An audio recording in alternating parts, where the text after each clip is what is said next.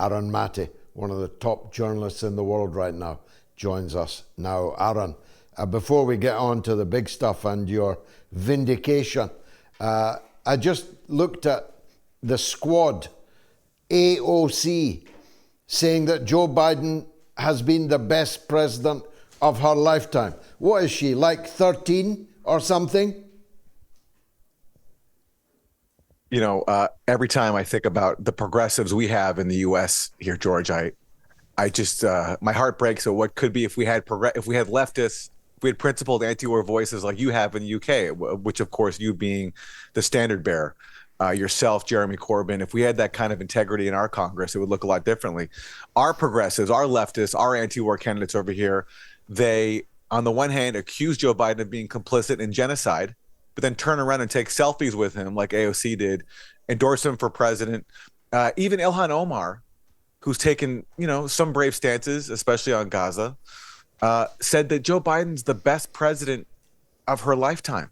And then we have his back. She's saying this about a guy who she's also saying is complicit in genocide. So there's no consistency here. There's no principles, really. And that's why these same people, all of them in lockstep, have voted every single time to funnel the Ukraine proxy war, to arm death squads in Ukraine, to continue this disastrous war that sacrificed Ukraine for the goal of bleeding Russia, as its neocon architects have made clear. And yet our progressives here in the U.S. are in lockstep behind it, including also Bernie Sanders. It's really sad. Sad indeed. But before we leave that territory, George Clooney, I suppose, I don't know how liberal he is, but he kind of looks like the ultimate liberal, the acme of liberalism. He's said that Joe must go. And it seems there is a genuine cleavage between the wealthy backers who've got skin in the game, of course. They've all donated millions. The wealthy backers, the big donors, and one or two others. And it's now only the so-called progressives, leftists, like AOC, Ilhan Omar, Bernie Sanders, that are sticking with Joe. Who's going to win? It's a great question. Based on history, money wins. That's what talks and that's what wins. So, if we're going off history, I would bet on the donors. But who knows? Joe Biden, of course, is a very stubborn person. He spent his whole career devoted to one thing, serving his corporate backers, but also, serving U.S. hegemony. And that same rigid worldview is also now leading him to ignore the calls from his own party, his own donors, because he wants the power. He wants to stick around. He wants to keep confronting Putin, who in his mind, he thinks he's defeating, even though, of course, he's suffering a huge loss in the Ukraine proxy war. Biden is. So I don't know what is going to happen. It is so funny that the progressives are pretty much the only ones defending Joe Biden, when what has he given them? He's not only presiding over helping Israel commit one of the worst mass murders in history, but he's done very little on the domestic front when it comes to serving progressive causes. I keep hoping these progressives have some secret plan, like maybe they see now Biden's vulnerability with the elite as an opportunity for them, and they're going to try to get, and they're actually going to get something for it. Like, I'd love to be proven wrong, but so many times these progressives will defend the same neoliberals they claim to oppose and get absolutely nothing. So I have no reason to expect anything differently here. Now, we both gave Piers Morgan a dusting in the ring over recent weeks. It's, I think, to his credit that he does bring people like you and me on a show with a big audience. Something like 10 million people have watched my encounter with him. It's to his credit that he does that. But he is one hell of an ignorant guy. I mean, ignorant as in appearing not to know even the most basic things about which he takes such a grandstanding position. I mean, I grandstand on things that I really know. I wouldn't dream of doing so on something that I didn't know. And you must know whether you know or not. And the Hannibal Directive is a case in point. When I raised it with him, Aaron, he literally looked at me like I was talking in Dutch or Greek, like he didn't even compute the language that I was talking to him about. Now, thanks to Haaretz, we can both say, we told you so. Yes, we can. And let me say, I thought your appearance on Piers Morgan was a masterclass, and I really recommend anyone who hasn't seen that to go watch it, because that you really did give him a good education on a variety of topics, all the causes you've been involved with your whole life, including, of course, stopping Israel's occupation, apartheid of the Palestinians. And yes, this Hannibal Directive, if you were paying attention to your show, if you were paying attention to the Gray Zone, to Electronic Intifada, to Mondo Weiss, since October, you would have learned that Israel enacted the Hannibal Directive, this operational order that basically says we'd rather kill our own people, we'd rather kill Israelis than let them be taken hostage by Palestinian militants. Not because, on Piers Morgan, I was debating an Israeli settler who said the reason we do that is because we're afraid that if we don't kill them, they're going to be tortured and raped and sexually abused under Palestinian captivity, which, of course, as we've seen from the captives that have been released in Gaza, is false.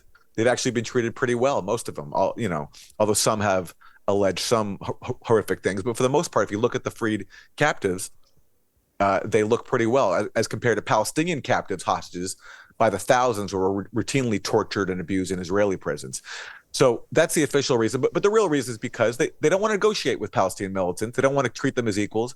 And Israel doesn't want to have to give up its own captives, the Palestinians that it keeps in its own dungeons and has long before October 7th for years and years and years. Palestinians who are arrested for even the crime of waving the Palestinian flag, which was once criminalized in the occupied West Bank. So that's why Israel is willing to kill its own people to prevent that, because it doesn't want to have to treat Palestinians as equal and free them if Israeli soldiers are taken hostage. And so, as has been reported at those websites that I mentioned, and I really have to credit Max Blumenthal here, Ali Abunimah, David Sheen, Asa Winstanley of the Gray Zone and Electronic Intifada, who have taken the lead on this. And they've shown, based on Israeli sources exclusively, that yes, the Hannibal Directive was enacted on October 7th. The confirmed number of locations in which Hannibal was used inside Israel is at least 7. There's kibbutzes, kibbutzim, there's Israeli military outposts, and there's also now, we learned from Haaretz 9 months later that the area, the southern frontier separating Gaza and Israel, the order there by Israel was to turn that into a killing zone to stop Palestinian militants from bringing over Israeli captives.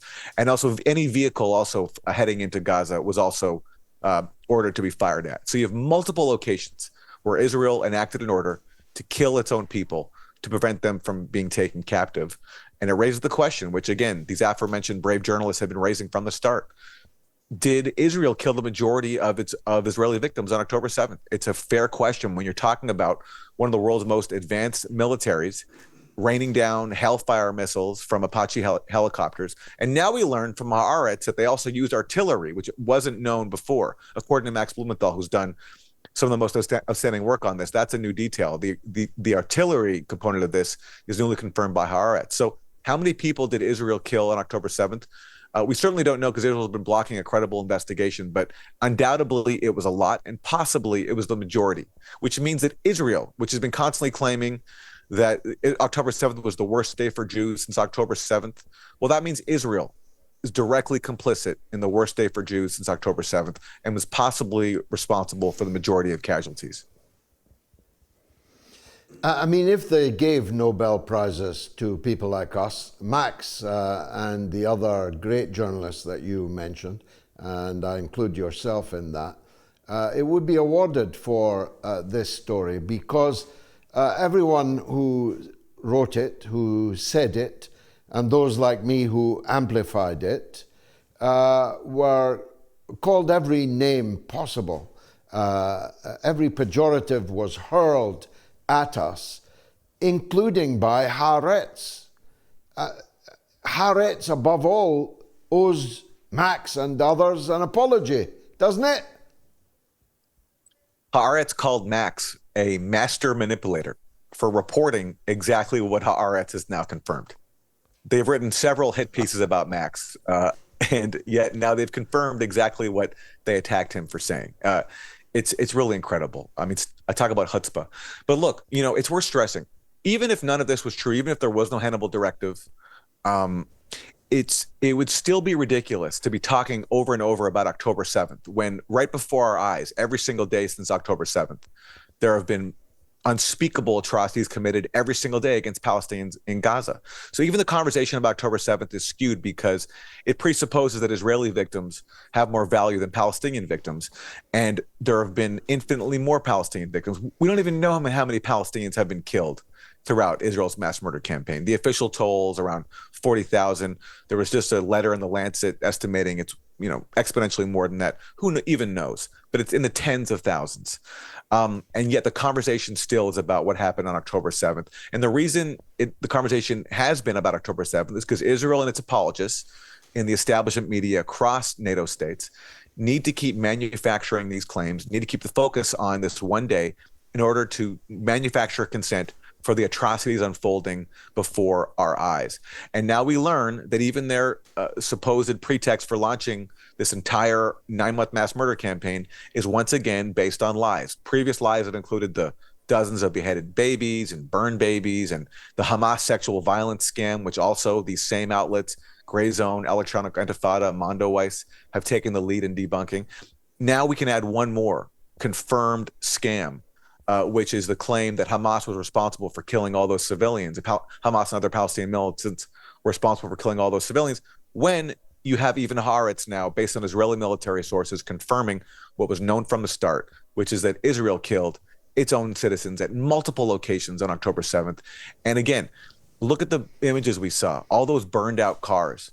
If you listen to Palestinians from the start, people who follow the Palestinian resistance factions, especially the Al-Qassam brigades, very closely, these Palestinian voices said it's very unlikely that Palestinians had the military capability to cause such destruction. This is an occupied people. They're cut off from the rest of the world. Yes, they have some weapons, but not the kind of weapons that can do this kind of damage. So it made perfect sense that, in fact, this sort of destruction was carried out by the Israeli military. And only now, 9 months later, has one of Israel's top media outlets confirmed what was obvious all along. Is it having any impact on Israeli public opinion, do you think? Would they likely support the idea of killing their own people to stop them becoming prisoners? That's a great question. Given how much they do not value Palestinian life and how much they thrive on this idea of supremacy and how everything is done to enforce that supremacy. And this goes way back before October 7th. Back in 1967, Ariel Sharon was talking about our main weapon is their fear of us. And he's reflecting the fact that Israel knows it's an occupying power. And the only way it can sustain itself is by inflicting sufficient fear and destruction, carnage in the people it's occupying to get them to bow their heads and not resist. And when they do resist, then that's just intolerable for the occupier. So therefore, it's better, according to Israeli logic, to kill your own people than to let the people living under our boot, under our occupation, to let them get away with taking one of our people so that they can free theirs.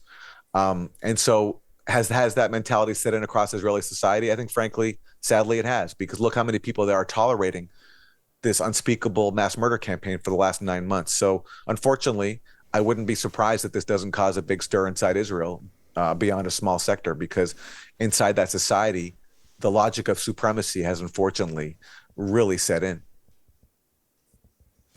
Just a quick change of direction, and finally, Aaron, some of the worst mass killers in the world are gathered together in Washington, D.C. right now. They are backslapping, celebrating the anniversary of NATO. They're showering weapons and money and green lights on little Zelensky.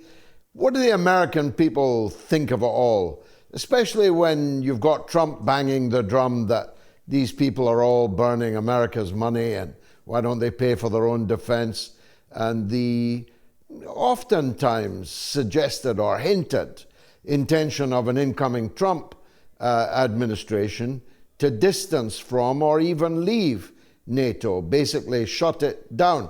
Is there much public debate, do you think, on this? There's not, because the American people have been offered very little information and very little political choice. So most Americans don't know, for example, that there was a peace deal tentatively reached very early on in Russia's invasion between Ukraine and Russia. A lot of the key points were settled. According to one top Ukrainian negotiator, he said Putin did everything possible to make peace. But what Americans don't know, not only was there only what they don't know is that not only was there almost a peace deal reached, but that the U.S. and U.K., thanks to a personal visit from the U.K.'s Boris Johnson, blocked that peace deal and sentenced Ukrainians, tens of thousands of them, to death as a result of that decision. So most Americans don't know that there have been reasonable alternatives to war from the start, not just in the early weeks of Russia's invasion, but well before, because people don't know about the Minsk Accords and the 2014 U.S. backed coup.